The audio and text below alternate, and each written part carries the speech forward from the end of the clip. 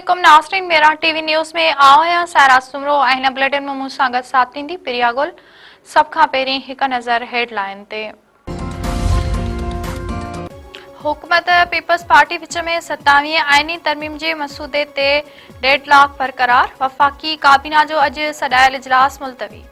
इजलास में तरमीम जे मसूदे जी मंज़ूरी ॾियणी हुई। ज़रियनि मूजिब MQM ऐं मुस्लिम लीग काफ समेत ॿियनि इतिहादिन हुकूमत खे ग्रीन सिग्नल ॾेई छॾियो आहे। पीपल्स पार्टी ऐं हुकूमत विच में मसूदे ते अञा इतफ़ाक़ न थी सघियो। हुकूमत ऐं इतिहादिन में इतफ़ाक़ थियण खां पोइ मसूदे जी मंज़ूरी लाइ काबीना जो इजलास सॾायो वेंदो। पाकिस्तान पीपल्स पार्टी 27 आइनी तरमीम ते मुशावरत लाइ ॿीहर सेंट्रल एग्जीक्यूटिव कमेटी जो इजलास तलब करे वरितो। बिलावल हाउस कराची में PP चेयरमैन बिलावल भुट्टो ज़रदारी ऐं आसिफ अली ज़रदारी इजलास जी सदारत कंदा। बिलावल भुट्टो ज़रदारी चयो आहे त 27 तरमीम में सूबाई ख़ुद मुख्तियारी NFC एवार्ड में तब्दीली खे रद्द कयूं था। आर्टिकल 243 में तरमीम ऐं आइनी अदालतनि जी क़यादत जी हिमायत कंदासीं। तहरीक इंसाफ जे पार्लियामानी पार्टी 27 आइनी तरमीम जे मसूदे खे रद्द करे छॾियो। पार्लियामानी लीडर सेनेटर अली ज़फर जी सदारत हेठि इजलास। अलामा नासिर अब्बास, नूरुल हक कादरी ऐं ॿिया शरीक। सेनेट इजलास में बानी PTI उन जे घरवारी जा केस आला अदालत में न हलाइण ख़िलाफ़ एहतजाज जो फ़ैसिलो। इजलास बैदि जारी कयल पधिराई में चयो वियो आहे त नवाज़ लीग PP ऐं इतिहादी नूराकशी वारी रिवायत वर्जाए रहिया आहिनि। कानून साज़ी खे बिल्डोज़ करे आइन खे पामाल कयो पियो वञे।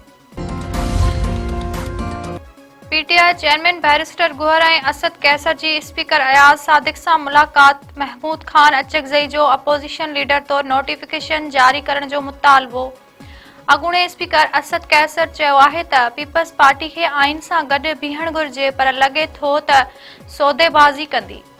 पीपल्स पार्टी कुझु ॾियो ऐं कुझु वठो जे बुनियाद ते तरमीम में हुकूमत जो साथ ॾींदी। तुर्किया में अफ़गान तालिबान ऐं पाकिस्तान विच में ॻाल्हियुनि जो टियों दौर जारी। पाकिस्तान शाहिदनि ते ॿधल मुतालबा टियाकड़े कराईंदड़ हवाले करे छॾिया। परॾेही वज़ारत जे तर्जुमान चयो आहे त असांजा मुतालबा निहायत सादा, वाज़िह, मुनसफ़ाणा ऐं शाहिदनि ते ॿधल आहिनि। ॻाल्हियुनि जी पुॼाणी ऐं नतीजनि ताईं असां को बयान या तबसरो न कंदासीं। परॾेही वज़ारत जे तर्जुमान ताहिर अंदरानी हफ़्तेवार ब्रीफिंग में सहाफ़ियुनि खे ॿुधायो त अफ़गानिस्तान सां थींदड़ सरहदी छिकटाण वारे मामले ते पाकिस्तान शाहिदनि ते ॿधल मुतालबा तुर्किया में टियाकड़े कराईंदड़ हवाले कया आहिनि। असांजो वफ़द इस्तंबुल में मौजूदु आहे। परॾेही वज़ारत जी निमाइंदगी लाइ additional secretary Ali Asad Gilani ऐं DG ISI आसिम मलिक बि वफ़द में शामिल आहे। सिंध जे क़ौम परस्त पार्टियुनि 27 आइनी तरमीम खे रद्द करे छॾियो। क़ौम परस्तनि पारां सिंध एक्शन कमेटी खे ॿीहर फ़ाल करे एहतजाज जो ऐलान। जाम शोरे में सैयद ज़ैन शाह जी सदारत हेठि सिंध एक्शन कमेटी जो पहिरियों इजलास। सिंध जे सियासी सूरतहाल ते गौर वीचार। इजलास में रियाज़ चांडियो, नियाज़ कालानी, नवाज़ खान ज़हूर, दीदार शाम ऐं मसरूर शाह शरीक। नूर नबी राहूजो, इल्ताफ़ ख़ास खेली, बदर चन्ना, ताज मरी ऐं ॿियनि जी बि शिरकत। 11 नवंबर ते सिंध जे ज़िले हेड क्वार्टरनि में एहतजाजी मुज़ाहिरनि जो ऐलान। अॻवाननि चयो आहे त 1 यूनिट मिड़ई सिंध खे टोड़ण जी साज़िश थी रही आहे। सिंध जी ज़मीन, पाणी ऐं वसीलनि ते दाड़ो हयो पियो वञे, जंहिं ख़िलाफ़ सिंध जो हर माण्हू मज़ामत कंदो।